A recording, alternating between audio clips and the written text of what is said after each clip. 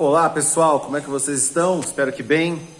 Hoje a gente vai dar continuidade à nossa leitura do Pão Feito em Casa, que é o que nós temos feito aqui nas aulas presenciais. Só que eles têm o livro na mão e provavelmente você não tem, né?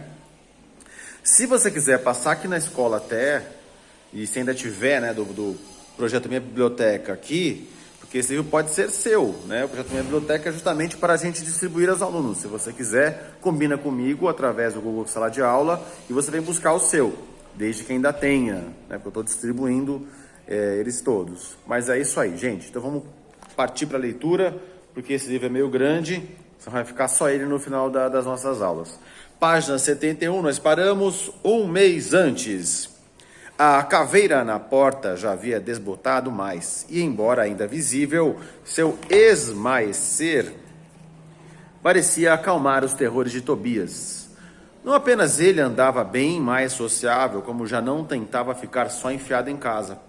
Ariana não esquecera o assunto, ainda olhava para a Abantesma com ressentimento, pela época que Toby agora chamava brincando de a era do chuveiro gelado. Volta e meia, a garota aparecia com alguma descoberta relativa a caveiras simbólicas. Contudo, só tempos depois levantaria a questão que não saía de sua cabeça, a morte do coronel. Aquela semana havia sido tranquila. Drauzio fizera sua visita mensal e se saíra muito bem diante dos interrogatórios da Abantesma. Na verdade, os dois conversaram tanto e com tanta cortesia que o tutor perdeu vários pontos no conceito de Ari. Certa noite, o Dr. Mello telefonou e os três ouviram a parte dela na conversa, apesar de Mortícia atender na biblioteca. As perguntas óbvias do advogado ela respondera com uma afirmação enfática de que Ricardo se comportava conforme o esperado e que, a julgar pelos últimos simulados, saía otimamente nos vestibulares. Rick se comporta conforme o esperado. Que gracinha, Ariana zombou dele, falando baixo. A mulher estava em outra sala, mas era como se estivesse ouvido biônico. Não perdia nada, especialmente zombarias. Ele nada disse. Ficou vermelho e continuou enfiado no livro de História da Antiguidade que estava estudando. E aparentemente corrigindo. Encontrava vários erros que marcara a lápis. Mais nerd? Impossível. Só queria saber como essa mocreia consegue saber os resultados dos simulados antes de mim, pensou ele, afastando por alguns instantes o pensamento do desenvolvimento da escrita cuneiforme na Mesopotâmia. Deixa ele em paz, Ari, Toby resmungou ali ao lado, defendendo o outro. Não vi você fazer piada quando a Mortícia disse para o seu tutor que você está se revelando uma jovem prendada. Foi a vez de Ariana enrubescer. Ser considerada prendada definitivamente não estava em seus planos. Mas fazer o quê? Se descobrira que gostava de fazer doces. Aquele mesmo tinha sido um jantar agradável, e o pudim de leite condensado de sobremesa havia ajudado a melhorar o astral de todos. O fato de que fora Ariana preparar o delicioso pudim, eles a tinham surpreendido na cozinha usando como avental uma camiseta velha cuja estampa mostrava Ozzy Osbourne mordendo uma galinha. Serviria de piada para o resto do ano. Após o telefonema, a velha senhora retornou ao salão e retomou o seu bordado sob o retrato do falecido. Ari levantou casualmente os olhos do livro que lia e os pregou no quadro. Era uma boa hora para atacar, e ela viu que a feroz vigia não deixou de perceber o movimento de seus olhos. Ele me lembra o meu pai às vezes, disse a garota, apontando o retrato com o queixo. Parece um homem corajoso. Do que foi que ele morreu? Do coração? A sobrancelha direita da dona da casa se ergueu. Ops! Eles sabiam que aquilo era sinal certo de desagrado. Porém, sua voz soou admiravelmente contida. De novo, o efeito Jane Austen, ao responder, 2 tiros na nuca. Meu pai foi covardemente assassinado por pessoas que acreditavam serem amigas. E sim, ele foi um homem de muita coragem. 3 pares de olhos a fitaram arregalados. Pela primeira vez na vida, viram a senhora Carmen sorrir por inteiro, com amargor. Mas aquela careta horrenda era, sem dúvida, um sorriso. Parece que descobri como obter sua atenção imediata, senhores. É só mencionar um assassinato. A área nervosa desandou a falar. Rick e Toby soltaram exclamações indignadas. Que horror! Foi um assalto? Espero que a polícia tenha prendido os criminosos. Mas como? Ele era um militar, como é que... E as investigações, Dessa vez ela ergueu a sobrancelha esquerda, o que sempre os fazia fechar as respectivas bocas. Expirou fundo 2 vezes antes de continuar falando. A polícia, numa época em que vocês felizmente não viveram, fazia o que o exército mandava. E os dignos senhores do comando do exército, que haviam compulsoriamente aposentado meu pai, foram os mandantes do crime. Portanto, nenhuma investigação foi efetuada.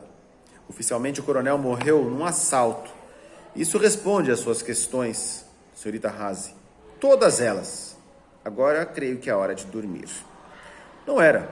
Faltavam mais de 40 minutos para o toque de recolher, que a abantesma impunha a eles. Porém, ninguém reclamou.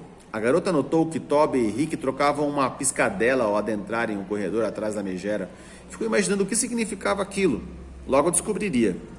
00:30, ela ouviu Tobias cochichar para o outro antes de entrar no quarto. E Ricardo repetiu a mensagem ao pé do ouvido dela, o que a fez arrepiar-se inteira. 00:30. E entrou no quarto dele. O arrepio podia ser resultado do tom sinistro da expressão, ou talvez do fato de que, ultimamente, a proximidade do corpo do garoto a arrepiava sem que pudesse evitar. O que acontece à 00:30? Ela imaginou, desejando poder gritar de nervosismo. Como não podia, pois a megera ainda estava ali na frente, usou seu próprio efeito Jane Austen, contida, serena, indiferente. Disse apenas, boa noite, dona Carmina. Boa noite, senhorita Haase. Arya entrou no quarto, acendeu a luz, botou o pijama preto de que mais gostava, com o logotipo da Harley Davidson e a estampa de uma moto. Enfiou-se sob as cobertas e ficou um tempo ouvindo música com os fones do celular. Depois leu um pouco à luz do abajur. Já estava pegando no sono quando escutou uma batidinha no fundo do guarda-roupa. Todos os quartos do casarão possuíam horrendos guarda-roupas de madeira escura, que deviam no mínimo ter vindo para o Brasil nas caravelas de Pedro Álvares Cabral. Levantou-se conferindo a hora no celular. 00:03. De novo, a batidinha no fundo do armário. Ela abriu as portas, afastou os cabides com suas roupas e viu os rostos de Toby e Rick, iluminados por uma lanterna num vão que surgira com o afastamento de uma das folhas de madeira do fundo do seu guarda-roupa. O quê? Como? Poucas vezes na vida ela se vira sem palavras, e aquela foi uma delas. Vem, disse Ricardo, empurrando mais a folha de madeira e abrindo uma passagem estreita. A garota calçou um par de chinelos e foi. A única coisa em que conseguia pensar era que tinha ficado completamente maluca. Só faltava agora ir parar em Nárnia. Mas não pareceu nenhum bosque gelado, onde houvesse feiticeiras malvadas, faunos e sátiros falantes. Muito menos castelos maravilhosos esperando por herdeiros heróicos. A vida não é mesmo um livro de fantasia, pensou. Ah, que pena. Viu-se num corredorzinho estreito e com um tremendo cheiro de pó e mofo em que os dois amigos se espremiam. A lanterna, cuja fraca luz era suficiente para iluminar o espaço exíguo, dançava nas mãos de Tobias. Este sorriu e iluminou os chinelos fofos em seus pés. Ari, vou te chantagear, brincou. Nenhuma garota gótica que se preza usa assim chinelos Hello Kitty. Eu devia ter trazido o celular para fotografar isso, acrescentou Ricardo, rindo da estranha combinação entre o pijama preto com o logotipo da Harley e chinelinhos cor-de-rosa. Imagina se isso fosse parar no Facebook. Ela cruzou os braços e encarou os dois. Em vez de fazerem piadas idiotas, podem me explicar o que está acontecendo? Ricardo fez força para conter o riso, sinalizou para que o seguisse. Eu descobri isso aqui na semana em que a Abantesa botou a gente de castigo. Aqueles banhos frios me deixaram acordado demais. Comecei a achar que os barulhos da madrugada eram parecidos com os passos dela. E uma noite percebi um eco quando abri a porta do meu guarda-roupa. Fucei nele até achar a tábua que deslizava. Aí fui encontrando cada uma das passagens. Tem saídas em vários quartos. Em todos os quartos. Em vários dos quartos. Nos nossos, no dela. Só para a biblioteca e para a sala de jantar, aquela que fica sempre trancada, é que não encontrei nenhuma. E ali tem uma escada que vai dar na despensa. De fato, mas alguns passos eles desciam estreitos degraus que os levaram a uma parede em que havia outra placa de madeira. Rick a fez deslizar para o lado e eles viram que estavam nos fundos de uma prateleira na fria despensa no porão da casa. Bom lugar para uma reunião secreta, disse Ariana, atravessando a abertura. Na despensa gelada, arrastou um banquinho para se sentar. E se a Bantesma resolver fazer um passeio noturno, vai pegar a gente aqui. Ah, não vai, Toby assegurou. Ela já fez o passeio dessa noite, às 11 horas. Eu tenho acompanhado as andanças dela desde que o Rick me contou sobre as passagens secretas, faz 3 dias. Ela fitou o rapaz mais alto com certa mágoa. Quando é que vocês planejavam me contar? Ou não planejavam? Rick encontrou outro banquinho e se sentou também. Estávamos esperando uma noite em que ela pusesse a gente para dormir mais cedo. E foi hoje. Não fica brava, Ariana. A Mortícia é que é a sua inimiga, nós não somos. E agora descobrimos o que faltava sobre o tal coronel. Tobias se aproximou tão entusiasmado que suas mãos tremiam e a luz da lanterna fazia tremeluzir os potes de geleias, molhos e piques acondicionados nas prateleiras ao redor deles. O efeito era fantasmagórico, mas nenhum dos três parecia assombrado. De alguma forma, a descoberta das passagens secretas desmistificava a atmosfera mal assombrada do casarão. Agora podemos ter certeza de que a pichação da caveira tem a ver com a ditadura militar. O Rick sugeriu uma pesquisa nos arquivos do antigo DOPS, e eu achei as peças que faltavam no quebra-cabeça. Juntando com o que a Bantesma revelou hoje, então, os olhos dela brilharam no escuro, fazendo Rick sorrir. Ele nunca admitiria, nem para si mesmo, mas adorava ver o entusiasmo dela aflorar nos olhos. Entendi. O coronel era do exército, mas foi obrigado a se aposentar em 1968. Descobrimos quando tem registro da aposentadoria num site que o Toby hackeou. Foi em dezembro daquele ano, pouco depois que assinaram o tal AI-5, o ato institucional que dava poder extraordinário ao governo. A presidência da República estava nas mãos dos militares desde o golpe de 64. O coronel deve ter sido um dos que não concordavam com o abuso do poder e das torturas que aconteciam na época. Tudo bem sobre a aposentadoria, mas como vocês sabem que com certeza ele não concordava com as torturas?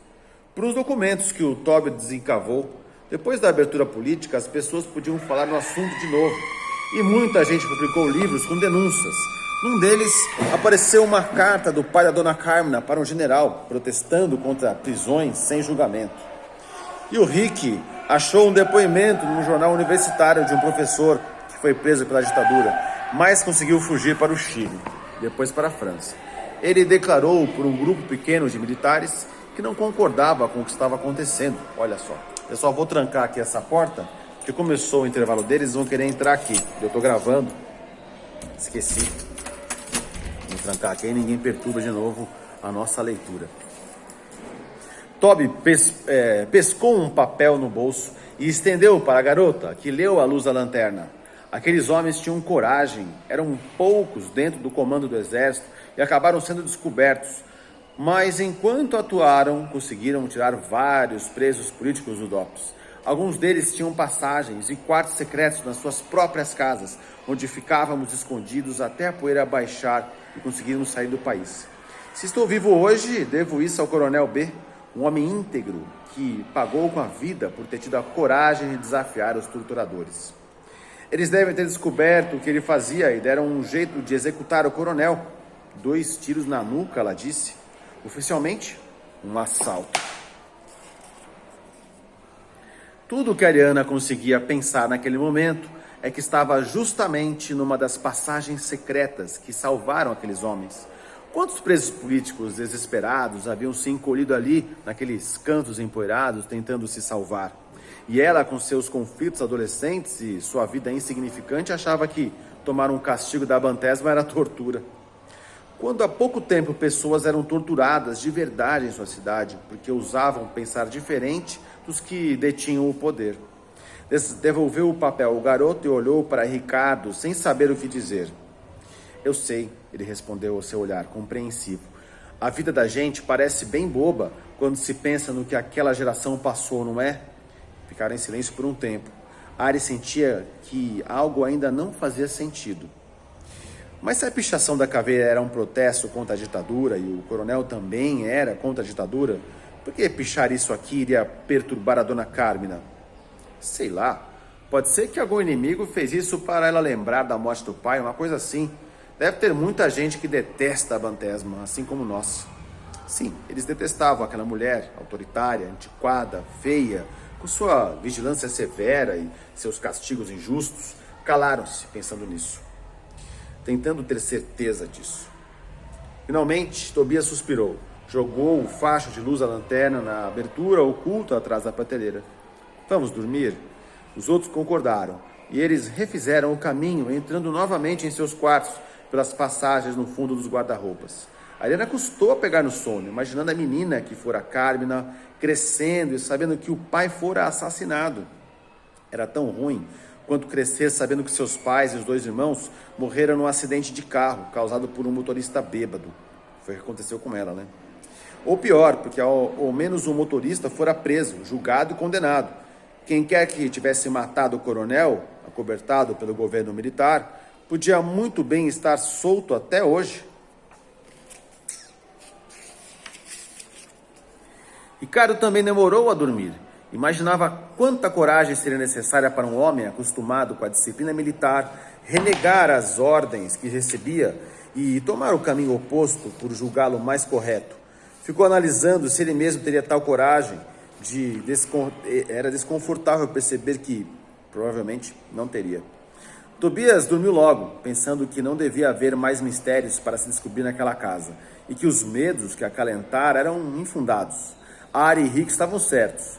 Quem disparara os 2 tiros e matara o pai de Carmina ainda vivia, ostentando uma reputação respeitável, e o coronel tivera sim de buscar uma coragem extraordinária para fazer o que acreditava ser o certo.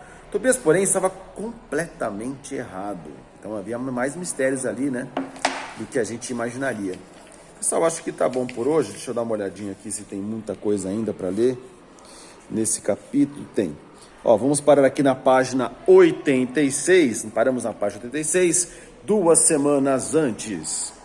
Então é isso, espero que tenham curtido a leitura. Vamos ver se a gente consegue ler até o fim, como estamos fazendo nas aulas presenciais, ok? Um grande abraço para vocês, até a próxima.